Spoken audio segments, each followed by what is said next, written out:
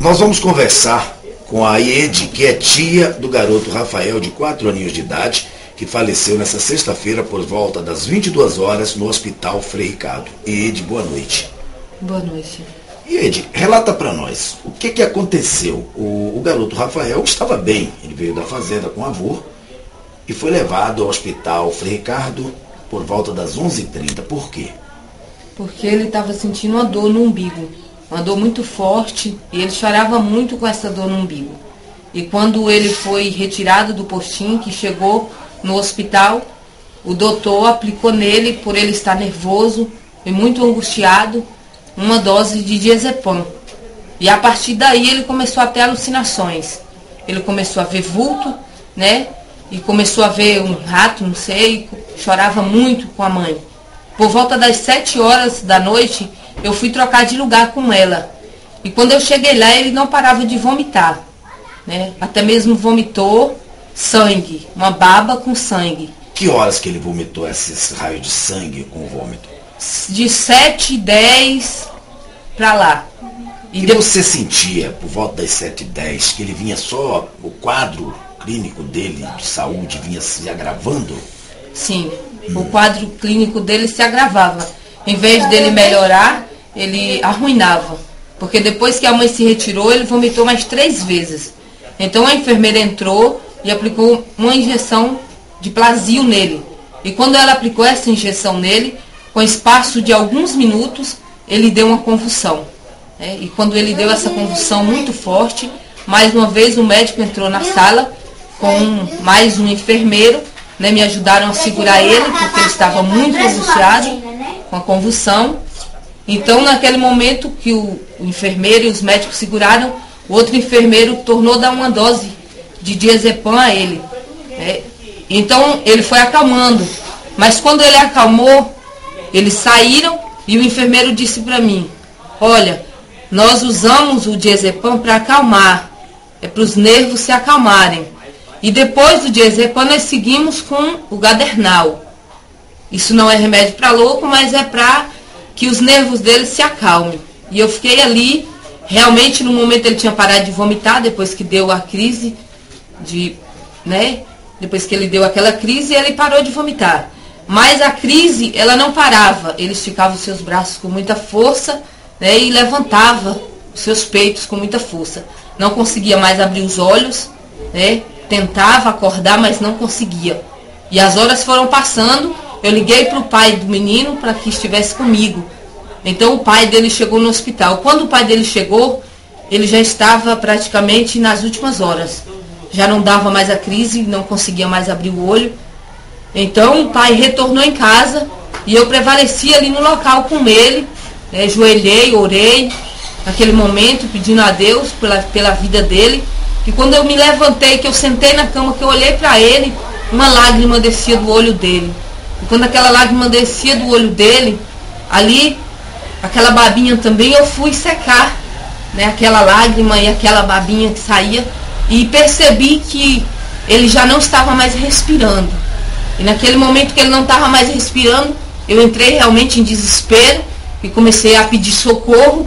Foi quando mais uma vez os médicos entraram, o médico e mais os enfermeiros, e começaram a impulsar, né? Impulsaram os peitos dele por muitos minutos, impulsaram, colocaram ali um ar no nariz dele, mas nada trouxe de volta. Isso era que horas, esse horário que ele faleceu? 00h40. Quer dizer que ele faleceu 00h40. Você chegou a ter um contato, chegou a conversar com o médico, o doutor Haroldo? Não. Você chegou a ver ele? Cheguei a ver no momento que a criança estava, né, ali, praticamente em óbito, que foi o momento que ele entrou para presenciar. E logo depois eu não tive mais contato. O que ele falou quando ele viu a criança que já tinha vindo a óbito? Não, ele não falou. Apenas o enfermeiro conversava comigo e ele saiu do quarto dizendo já foi a óbito, saiu do quarto. Certo. Você acredita que houve negligência médica? Sim. Acredita. O enfermeiro chegou a pedir a vocês que fizesse os exames, levasse para o IML, Instituto Médico Legal Criança? Não. Não?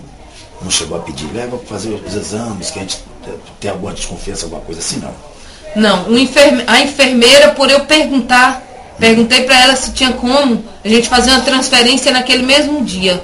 E ela disse que uma transferência não seria só assim, porque o outro hospital teria que aceitar. Foi quando o enfermeiro disse assim, que no outro dia entraria um médico especialista no caso, que poderia fazer o pedido e a criança ser retirada dali do hospital. E a mãe não está em condições de falar, a mãe inclusive não está aqui hoje, né? Ela está em outro local, ela está muito debilitada, ela está muito triste com o fato da perca da criança. Como é que era a criança? Era alegre? Era uma criança saudia? Ou teve alguns problemas de saúde? Muito alegre, muito saudia. Era uma criança que alegrava o coração da gente, né? Uma criança muito saudia mesmo. E que a gente amava ele muito e ainda ama. Porque é uma criança que não vai sair do nosso coração. A gente vai estar sempre pensando nele, vai estar sempre amando. E ele não tinha problema, a não ser essa dor no umbigo que veio a causar essa consequência de dor em nosso coração. A mãe chegou a conversar com você que ela teve um período que você não estava presente. Foi o período das 11 às 19 horas com a mãe. E a mãe, ela chegou a contar para você nesse momento, foi o que ela passou lá, o que ela sentiu? Ela chegou a contar assim, que quando chegou lá ele chorava muito, muito mesmo, sentindo aquela dor terrível, que foi no momento que ela passou pelo médico, que foi quando o médico receitou ali, por ele estar nervoso, chorando muito, né, ele estava se batendo muito, então o médico receitou que desse, né, ali aquela injeção para ele, que foi só o que ela falava. Mas parece que ele tomou várias doses, né, desses remédios. Foram 3 diazepam, né? Foram 2 diazepam e 1 gadernal. Então foram 3 injeções para um problema que ele não sentia. E o Plasil? E Plasil foram 3 doses com ela e 1 comigo. Então foram 4 Plasil. 4 Plasil. E teve também um outro frasco que chegou ontem, vocês entregaram, na segunda-feira. Vocês chegaram a entregar esse frasco à Secretaria de Saúde, ao secretário Luiz Rezende, que é de adrenalina, né? Foi aplicado também. Que horas foi aplicado aquele medicamento? Aquele medicamento, eu creio que foi aplicado no momento, né, que estávamos ali em angústia, que eu fiquei com ele. Nos últimos momentos? Nos últimos momentos da vida dele. O que é que você pede neste momento? Eu peço que tomem uma providência, porque mais vidas correm, né? Isso não traria a vida dele de volta, o que estou falando, mas mais vidas estão aí, né? E que correm o risco. Você pai, você mãe, tem o seu filho, né? Que talvez corre o risco de passar pelo que nós passamos. E o que aconteceu conosco, nós não desejamos para ninguém. Vocês têm medo? Eu senti assim um pouco, vocês ficaram um pouco assustados, né, com a presença da imprensa, com a presença do secretário de Luiz Rezende. Vocês ficaram um pouco com medo, é isso? Vocês têm medo de represálias, coisa parecida? Sim, nós temos sim, porque somos família muito pobre, né, financeiramente.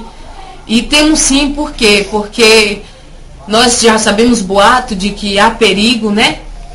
Por sermos também pobres. Vocês são todos evangélicos? Somos. No caso, se viesse ter uma exumação do corpo desta criança para um instituto médico legal, para se fizesse aí uma perícia, vocês não seriam de acordo? Não seríamos de acordo. Não, né? Não. É contra a religião. Nós não aceitaríamos esse ato. Mas você queria que a justiça agisse no caso?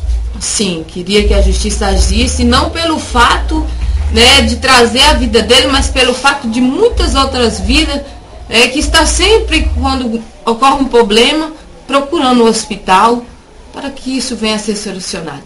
Muito obrigado. Gostaria que você deixasse seu nome completo. Iede Souza dos Santos. Qual a sua idade? 25 anos. Você também é mãe? Sou. Tenho 2 filhos. Você tem suas filhas. As crianças também ficaram na tristeza profunda com a perca do primo, né? Do parente. Muito, muito, muito. Mas eu creio que Deus, né, há de nos consolar, há de nos confortar e nós vamos vencer, né? Já vencemos, pois sabemos que Deus, Ele sabe todas as coisas. Muito obrigado. Boa noite. Boa noite.